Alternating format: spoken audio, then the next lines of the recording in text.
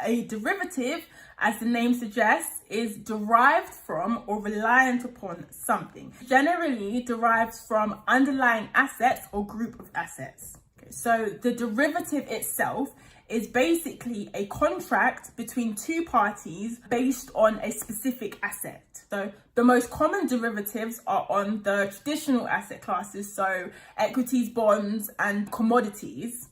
Nowadays, though, you can find derivatives on pretty much any and everything you can think of.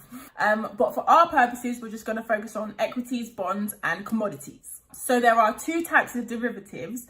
First is traded on exchange, like equities and bonds, and then you have over-the-counter derivatives, so OTC. So generally, over-the-counter derivatives are mostly used by institutional investors, so like hedge funds and professional investors that have a deep understanding and sort of trade these over-the-counter directly with brokers.